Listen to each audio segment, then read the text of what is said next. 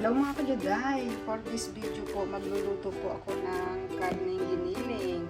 Meron po tayong sangkap na carrots, celery, bawang, sibuyas. Meron din po tayong white wine. Ito po yung ating paminta. Siyempre yung ating olive oil. At ito yung ating tomato sauce. Kaya tara mga kajuday, samahan nyo magluto si Juday. Yan mga kajuday, dito ko na ilalagay hilingin ng ating mga sangkap. Sibuyas, bawang, carrots, celery.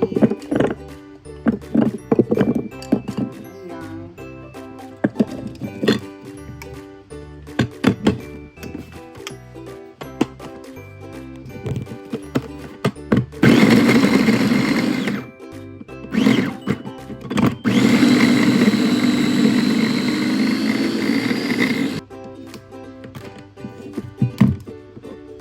Ayan, mga kajuday, para diba mas mabilis.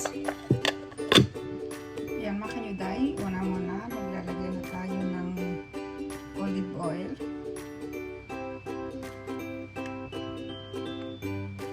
Ayan mga kajuday, hinahalo na po natin yung ating yung na sibuyas, bawang, carrots, celery. Ayan, mas mabilis kasi isahiwain.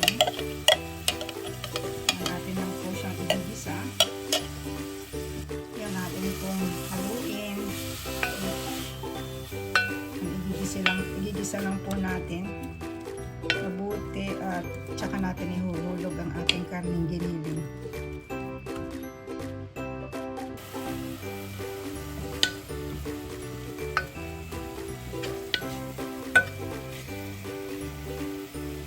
Yan mga kajuday, ihuhulog na po natin yung ating karne.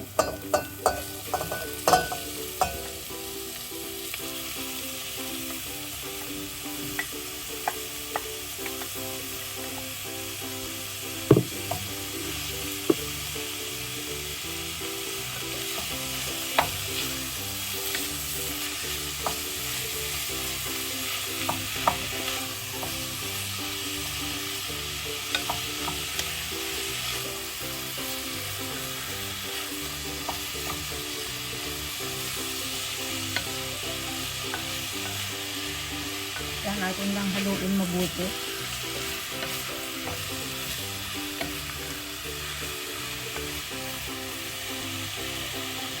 Yan mga kajuday, lalagyan din natin siya ng asin.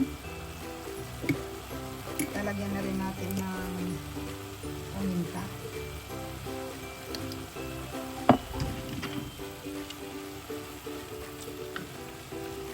Yan, haluin lang natin mabuti.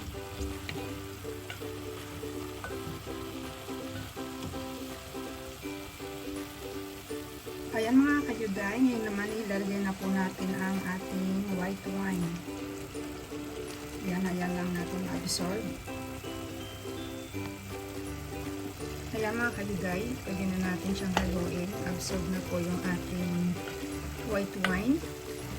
Hintay lang natin siyang maluto pa ng kaunti bago ibuhos natin yung ating sauce. Takpan lang muna natin.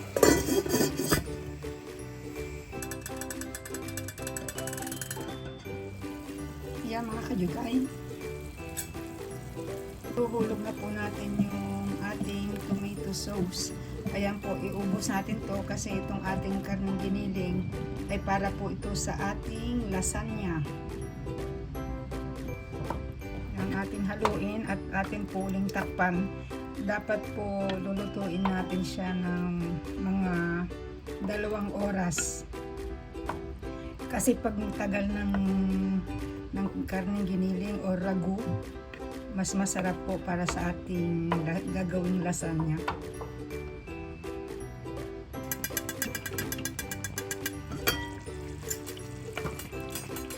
Ayan mga kajuday, luto na po yung ating karneng giniling para sa ating lasagna. Ayan mga kajuday, yan na po yung ating karneng giniling para sa gagamitin po natin sa ating lasagna. Maraming salamat po sa manunood. at susuport po sa aking mga video. Maraming salamat. To be continued para sa ating lasagna. Ciao!